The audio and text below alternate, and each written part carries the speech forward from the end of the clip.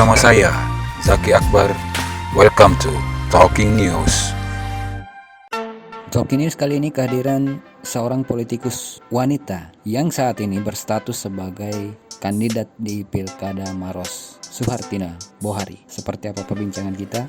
Simak terus Talking News.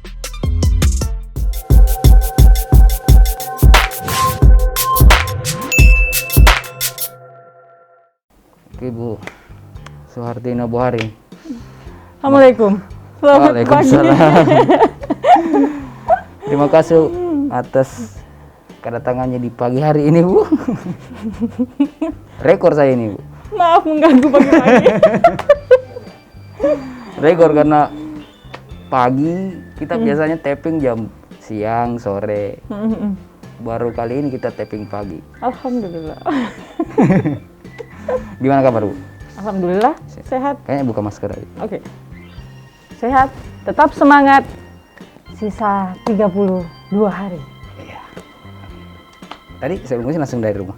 Iya, dari rumah start Batang Ngasih. Saya juga berpikir mungkin butuh perjalanan sekitar setengah jam atau 45 menit sampai di sini. Ternyata 15 menit bisa sampai mak di sini. Iya, kan bisa lewat tol, Bu. Cepat. Saya pikir-pikir biasanya kan macet di sekitar dekat-dekat veteran situ, ternyata tadi. Justru kita ya di sini yang kelabakan dapat jadwal jam 8. Gimana persiapan di Maros? Alhamdulillah masih proses kampanye. Setiap hari kita kampanye, paling tidak sekitar 5 atau 10 titik paling banyak setiap sehari? harinya. Udah capek itu, Bu? Ya dinikmati. Kalau capek ya lumrah lah. Kenapa sampai tertarik maju jadi wakil? Oke. Yang motivasi saya yang pertama begini. Maros itu dilihat dari jumlah penduduknya ya. Sekarang sudah 51% jumlah perempuan. 49%-nya laki-laki. Saya lihat juga selama saya duduk di DPR 10 tahun itu, persoalan perempuan, anak itu kayaknya sebatas sampai di DPR, belum sampai di tingkat pengambil keputusan eksekutif. Kedua juga saya berpikir coba-coba. Saya kan paling suka istilahnya kalau orang tidak bisa, saya coba, pasti saya bisa. Ini satu-satunya baru ada calon perempuan di Maros kalau saya. Sejarah juga di Maros ini. Calon pertama perempuan. Iya. Dan satu-satunya di antara 3 paslon, alhamdulillah cuman kita yang paslon nomor 2 ada perempuannya. Animo masyarakat tuh gimana? Sangat bagus, alhamdulillah, bagus sekali. Saya lihat di Maros kan ini, tahun kemarin juga saya sosialisasi untuk caleg DPR RI. Ternyata generasi yang sekarang kan sudah generasi milenial, sudah paham terhadap informasi, sudah paham terhadap apa yang mesti kita lakukan. Perempuannya sudah mulai mau menunjukkan jati dirinya. Cuman belum ada contoh yang mereka lihat. Di Maros kan dipikir ini, politik atau seorang bupati, wakil bupati, kasih laki-laki. Kenapa kita perempuan yang mesti muncul di situ? Makanya saya bilang, saya coba memberi contoh yang baik. Perempuan laki-laki sama di dunia politik. Kita bisa di posisi yang sama, yang penting kita perempuan yang di Maros ini yang 51% ini bisa kompak. Saya pun selalu membahasakan kepada mereka, beri saya kesempatan, beri saya waktu, supaya saya bisa memberikan contoh kepada generasi saya berikutnya atau setelah saya, bahwa dunia politik itu terbuka buat siapa saja, penting mau. Apalagi, Bu, masih masuk generasi milenial ya, angkatan pertama. Aduh, setahun lagi sudah 40. Wow. Ya, standar milenial kan 80-an 90-an kayak Oh iya, masih 80. Kan. Masih 80. Masih 80. 81. Iya, saya baca biografinya. Nah, sampai berpasangan sama calon yang sekarang Bupati ya. Pak Hidir ya? Iya, Pak Hidir. Ceritanya gimana sampai digandeng sama Pak Hidir? Panjang sekali. Saya sebelumnya itu tidak pernah berpikir untuk sama Kak Hidir malah. Saya berpikir cari yang lain saja dulu toh. Karena saya sama Kak Hidir kan 10 tahun juga di DPR sama-sama, Kak. Iya. sudah sama ya, yang lain pun memang gencar untuk melamar saya sebagai. Oh, udah banyak yang ngelamar Hanya sebelumnya. karena satu-satu awalnya itu kita kalau nggak salah ada di grup sini sekitar 19 calon bupati. Dan di antara 19 calon bupati itu awalnya cuma sendiri Kak, memang perempuan. Oh. Jadi ya mau tidak mau mereka berpikir bahwa satu poin plus yang bisa saya pegang itu bahwa saya sendiri perempuan, pasti mau tidak mau kaum perempuan banyak di saya. Mereka komunikasinya intens semua, aktif. Lama-kelamaan kan pasti tereliminasi sedikit-sedikit persoalan kesiapan partai dan lain-lain. Seleksi alam. Seleksi alam, betul. Sampai pada satu hal yang mungkin harus dikunci. Bupati dan wakil bupati ini kan satu tim yang tidak bisa diganggu-gugat dan harus punya komitmen yang harus ditepati. Satu hal yang saya lihat dari Pak Hedir adalah beliau mau memegang komitmen dan berani berkomitmen dengan saya. Bahwa kalau kita jadi salah satu pasangan, hal ini yang harus kita kerjasamakan berdua. Dan alhamdulillah komitmen itu sampai hari ini pun saya lihat beliau tetap memegang teguh bahwasanya kita sudah berkomitmen dari awal, apapun yang menjadi polemik atau persoalannya kita bahas berdua. Tidak pernah ada campur tangan orang-orang di sekitar. Ya, ya itu lumrah ya kalau di awal-awal berpasangan. Dan hampir semua calon kepala daerah di awal pasti begitu, Bu. Ya kan ya? Saya tidak meragukan keyakinannya Bu Suhartina. Cuman masalahnya sempat jangan sampai ketika di tengah jalan tiba-tiba muncul masalah nih. Kan banyak cerita di luar, sambil contoh kemarin di Parepare. Iya. Dia di periode pertama awal-awal kompak, di tengah jalan belum 1 tahun udah pecah kongsi. Nah, mengantisipasi itu. Saya pelajarinya di situ dari ini aja sih sebenarnya. Kita paham posisi masing-masing lah.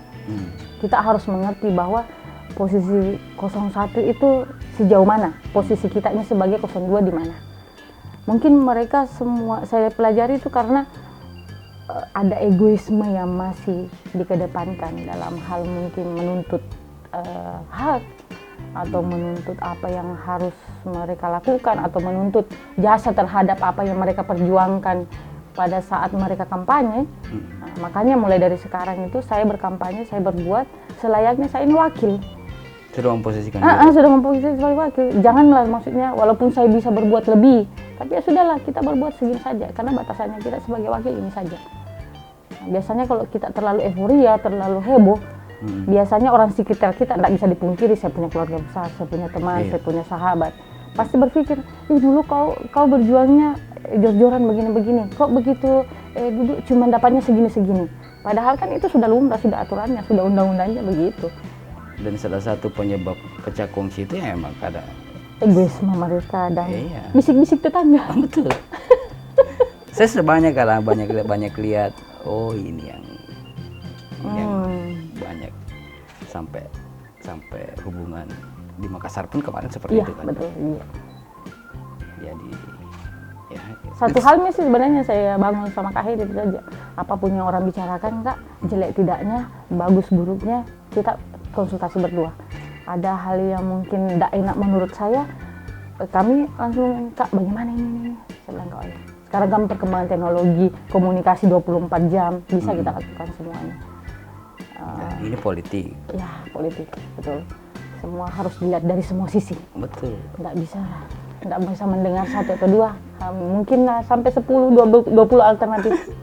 Harus begitu. Nah, keluarga gimana? Alhamdulillah, support besar banget. Suami, anak-anak? Iya, alhamdulillah. Saya kemarin sebenarnya sempat berpikir untuk vakum. Dari politik?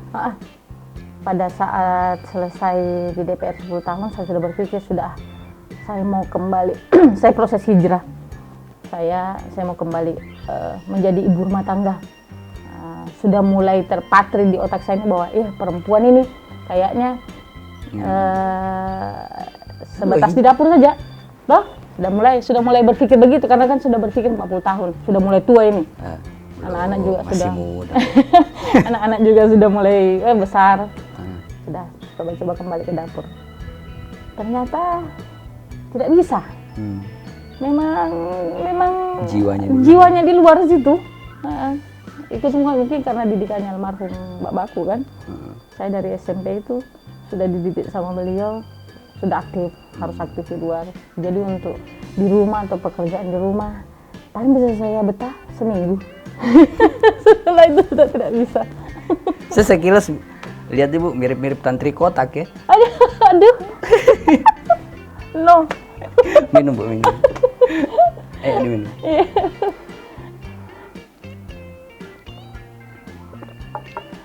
Tapi menarik sih Pilkada Maros karena yang bertarung semua calon baru ya. Petahana kan sudah kecuali wakil mungkin ya. Kalau kansnya sendiri dari gimana kansnya menurut Ibu? Kansnya Untuk dapat iyalah kursi. kalau kita kan bekerjanya profesional. Kita punya tim ini bekerja mulai dari setahun yang lalu, sudah tahun lebih malah. Kita pun tidak akan pernah mau jor-joran untuk euforianya besar-besar begini, berkorban banyak begini waktu dan tenaga, kalau kita tidak ada tolak ukur. Tolak ukur kan kita kalau calon ini cuma lembaga survei. Kalau lembaga surveinya menyatakan iya boleh, kenapa tidak?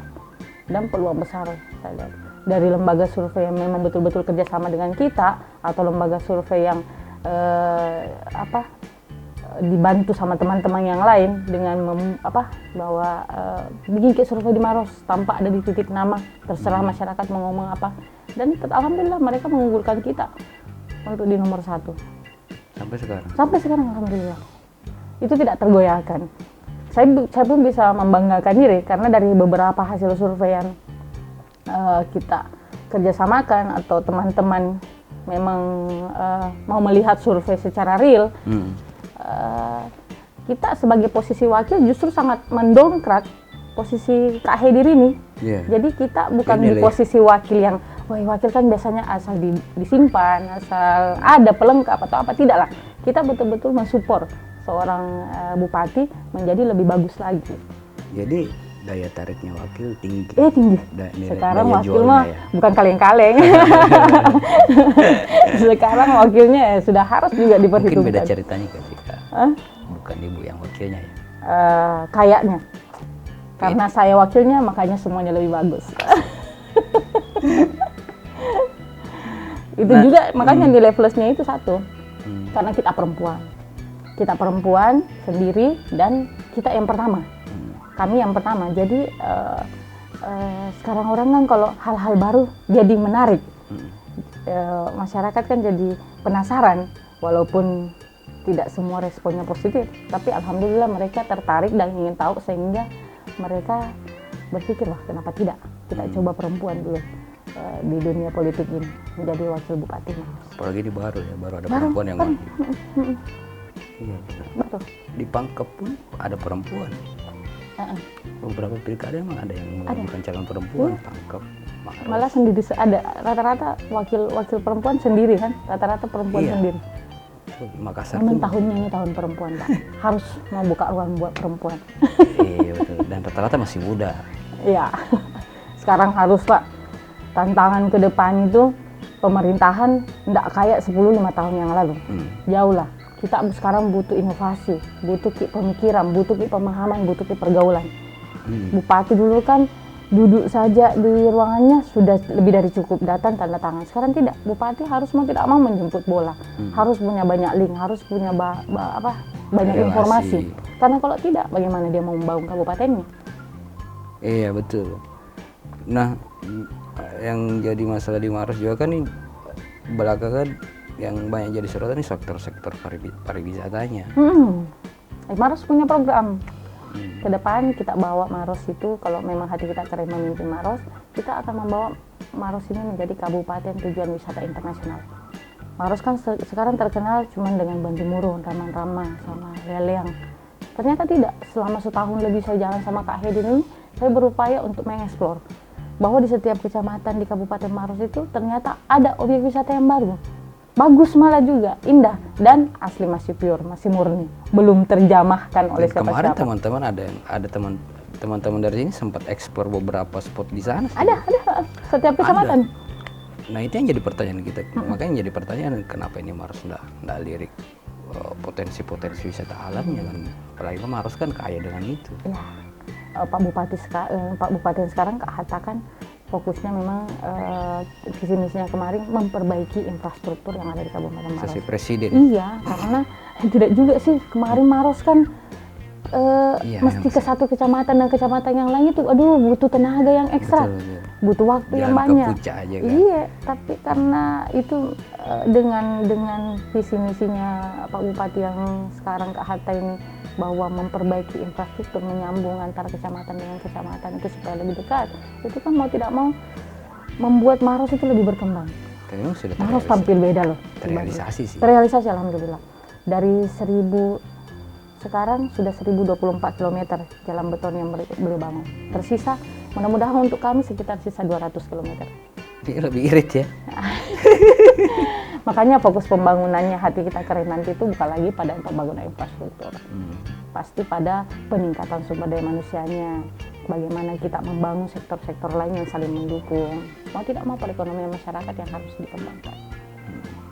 Ya nanti kalau Makanya saya bingung kalau ada calon bupati sekarang yang masih mau membangun Maros, apanya lagi yang mau dibangun? Bingung saya. ya satu-satu yang masih belum terjamah kan masih sektor pariwisata. Sektor pariwisata. Dan lucu di Ramang-Ramang itu kan awalnya, setahu saya, Ramang-Ramang itu awalnya jadi objek wisata berawal dari sengketa lahan. Iya. Betul kan? Iya, betul. Dari sengketa lahan yang ada yang klaim untuk lahan tambang betul. ditolak sama warga. Betul. Kars. Waktu itu mungkin Ibu masih di DPRD ya? Iya, masih sama. Sekarang Ramang-Ramang bagaimana? Alhamdulillah sudah bagus sekali nih. Sudah menjadi objek wisata alternatif dan kami pun di Maros membuka paket wisata. Paling tidak mereka kalau ke Maros itu mengunjungi 3 tempat wisata itu. Lea, Bantimurun, dan Ramang-Ramang. Dan warga pun nggak, waktu difokuskan ke jadi objek wisata, respon warga yang menolak kemarin Enggak sih, enggak. Yang penting sih kemarin itu pemerhati lingkungan hidup, enggak apa-apa objek wisata terbuka. Cuman kelestarian alam di sekitar itu harus tetap dijaga. Apa di situ kan ada spot-spot sejarah di situ. Banyak di situ tuh banyak kars pemandangan alamnya. Iya. Gitu. Saya ada rencana sih mau. Belum pernah ke sana? Pernah, cuman saya mau rencana mau bikin program di sana untuk program wisata. Iya, bagus untuk itu. Eksplorasi wisata. Banyak yang ulas, cuman belum sampai mengeksplor betul-betul apa yang ada di dalam. Nah itu yang kita mau coba nanti mungkin minggu depan atau pekan depan. Boleh. Oke, jadi harapannya singkat nih apa? Harapan untuk Maros. Ya, mudah-mudahan semua warga Kabupaten Maros itu memberikan kepercayaan kepada kami, memberi amanah kepada kami. Saya selalu menekankan bahwa beri saya sebagai satu-satunya keterwakilan perempuan untuk ada di salah satu level pemerintahan sebagai pengambil kebijakan untuk memperjuangkan paling tidak hak-hak dan segala kebutuhan mengenai perempuan dan anak. Makasih banyak Bu Suhartina. Oke, waktunya di pagi hari ini. Terima kasih. Ntar kalau selesai pemilu kita undang lagi. Siap. Asal jangan pagi-pagi nih. Dan mungkin juga nggak bisa pagi-pagi nanti kalau udah menjabat, ya kan? Oke, makasih banyak. Iya.